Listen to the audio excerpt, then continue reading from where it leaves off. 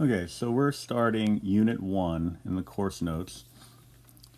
This is the first lecture. I'm going to chunk it into separate pieces. I'll go page by page just to make it a little bit more manageable. But page 1 is just a title page.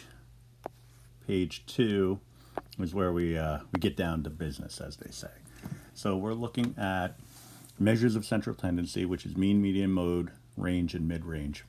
Right, very important material because these are the techniques that we're going to be using to measure the central values in a data set.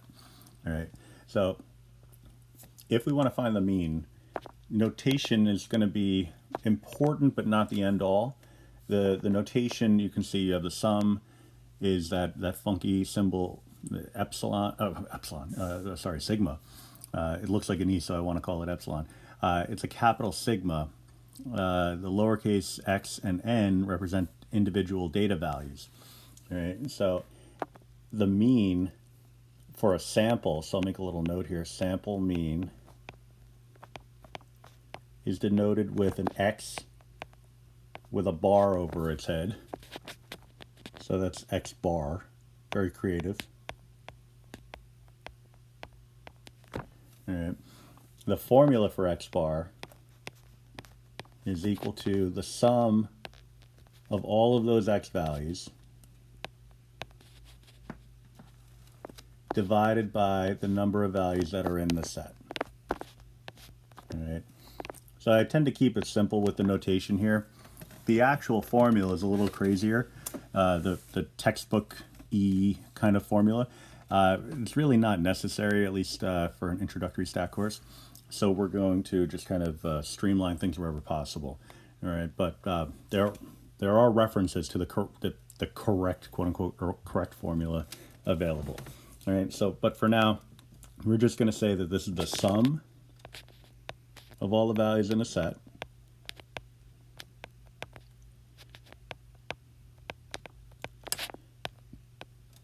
with the n being the number of values in the set. So when you see something like this first example, it really is just a matter of adding them all up.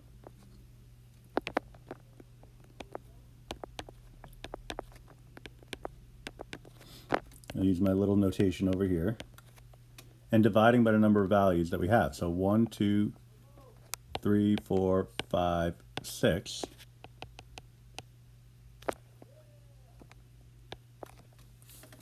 So adding it up is, dependent. The level of difficulty is dependent on the types of numbers you're dealing with. All right. So what I'm going to use is the Desmos Calculator. I already have it on a calculator, but what I'll do is I'll take you back to scratch here. Desmos.com. It gives you the option. Default option is graphing calculator. That's the one we're going to use for the most part. All right. So I want to find x bar. Now I've written scripts, or you can call them like mini programs, for the Desmos calculator that I'll introduce you to as we go. I didn't think that day one would be the time to do that though. All right, so hopefully you'll agree with me on that. Like when you're trying to get used to new technology, if I can make this equal sign look halfway decent, it's not going to work. When you're trying to get used to new technology, the last thing you want is for the most complicated aspects of that new technology to be thrown at you immediately, So we'll start simple. We're in the Desmos calculator, desmos.com. Click on Graph and Calculator. It brings you to this display. It'll look a little different if you're working on a desktop or a laptop. I'm working on a tablet, all right? But it will have a similar kind of look and feel, all right? In fact, I can show you really quickly. If you go onto a desktop, this is what it's going to look like. Maybe the keyboard doesn't show, all right? But that's really the two interfaces that you could expect to see, all right? So I like to have it with a split screen and go from there, all right? So to find the sum, there's a couple of ways you could do it. You can go like straight up adding machine style from back in the day, where you say 15.1 plus 17.5 plus, and so on. But the nifty thing about the Desmos calculator is that I can make the expression in the calculator look just like what I have on paper. So the first thing I do is I tell it what my big operation is. Big operation is division. Now contained within the division is a sum. So 15.1 plus 17.5 plus 18.3 plus 14.1 plus 3.2 plus 6. Well, 6.0. I'll write the 0.0, but you don't have to put the 0.0, as hopefully you know. Divided by 6. Now you'll see here in my display, it gets kind of cut off. If you're going the split screen route, you can expand things, you know, make it look a little wider, but it definitely will have a little bit of a more user-friendly look on a desktop. If you don't have that, then this will work too. Right? The tricky thing will always be knowing whether or not you typed it in correctly. So what you would do, if this is my personal strategy, I tap so that it goes right to the beginning of the line that I just typed in, and then I just right arrow over and just do a quick double check, and then as I hit the right arrow over and over and over again, it'll slide the expression over so that I can see what's going on. All right. This question didn't give us any rounding instructions, so what I'm going to do is I'm just going to take liberties here, and I'm going to say 12.4. So I went through all that trouble to make a nice looking equal sign, and it didn't end up working, but I'm going to actually change that and do a squiggly equal sign. That means approximately. We want to use an approximate symbol pretty much any time we're rounding. All right. In a lot of cases, you don't really have to worry about it, but you know, it's a good habit to get into, because if you're not reporting an exact value, now this is your first really data analysis class, you're probably coming from a background where you had a lot of nice numbers, and when that happens, you don't really have to worry about approximates. All right? So, or at least if you did, it wasn't very frequent. In this class, it's pretty much always going to be approximates. So getting in the habit of going with the squiggly equal sign as opposed to the ordinary one is a good strategy.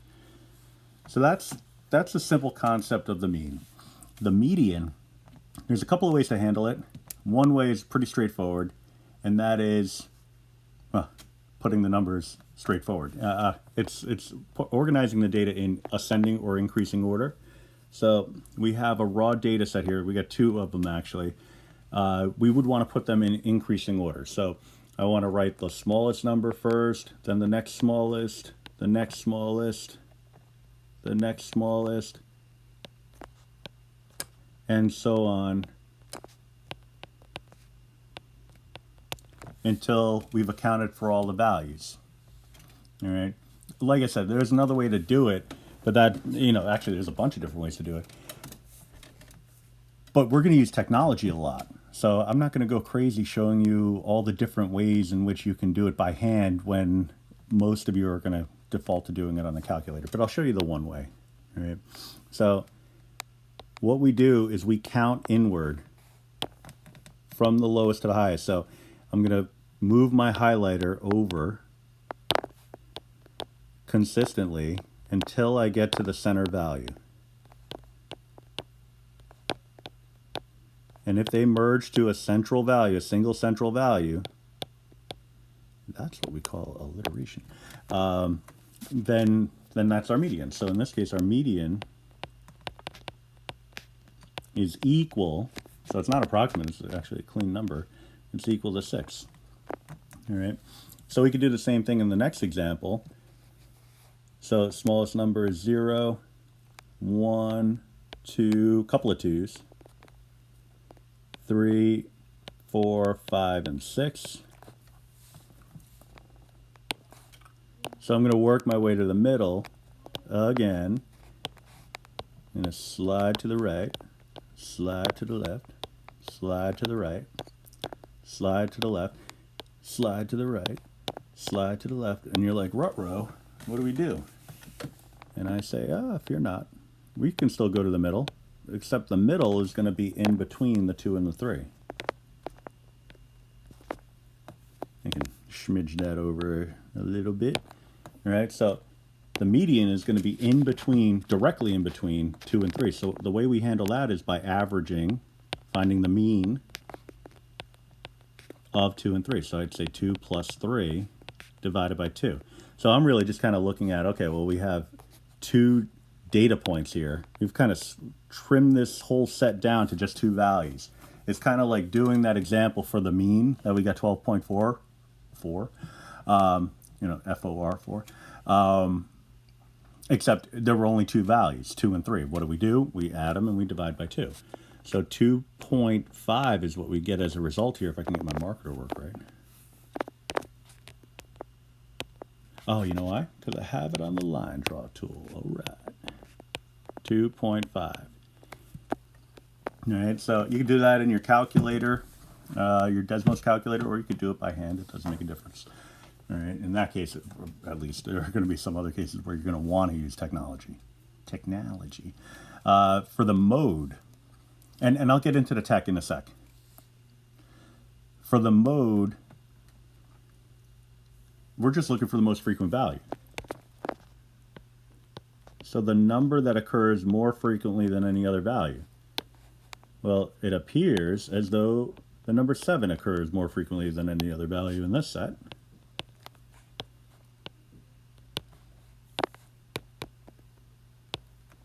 In this set, it does not appear that any value occurs more frequently than any other value. So we'll say none or no mode. Right? We don't want to get into bad habits, because you could technically, if you're going to say the mode and every value occurs equally, you could just write, okay, well, the mode is 1, 3, 5, 7, 9, and 11. But what if there's 1,500 values in your data set? You want to write all of those values out?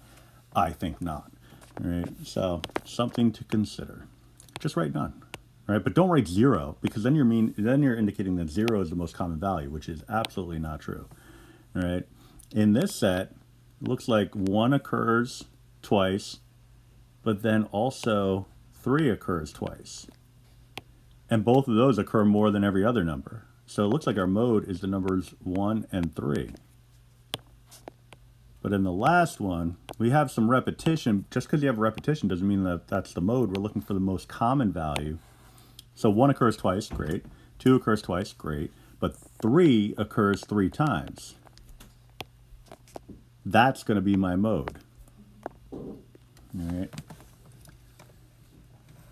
So those are our measures of center, the popular ones anyway. The range is actually not a measure of center. It's actually a measure of deviation. But in order to really understand mid-range, range needs to be explained first. The difference between highest and lowest values, whereas the mid-range is the halfway point between the highest and lowest values. So they're both referencing the highest and lowest values, so it kind of makes sense to talk about them simultaneously. So here's my lowest, here's my highest. The range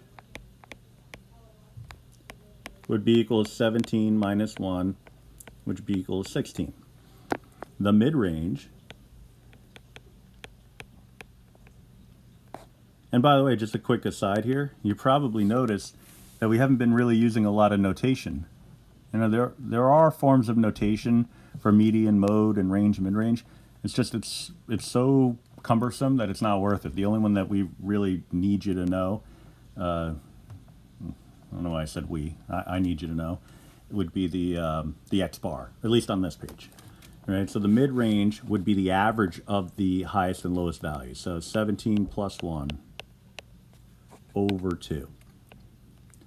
I can tell you that on the first unit test, it's gotten better over the years, but on the first unit test, that's going to be a 9, by the way, this is the most common question that people get wrong. Oh, that is not my lasso tool. There we go. It's because when people don't study a concept, they kind of go with what they think is common sense. So what they think is, all right, range, difference between highest and lowest, got it. Mid-range, well, I didn't study that, but it's mid-range, so it's probably half of that. Okay, so chop the 16 in half, I get an 8, and there we go. That's not the rule, right? So what you need to do is very, very, very important is, well, aside from just a generic statement of studying, put a little star next to this bad boy. You know, not because it's any more important than the other stuff on the page, but because that's going to be on the test, and you don't want to be one of those people that is, you know, referenced in a future semester as the part of the problem, not part of the solution. You get what I'm saying, all right? So that is page 2 in the Unit 1 pack.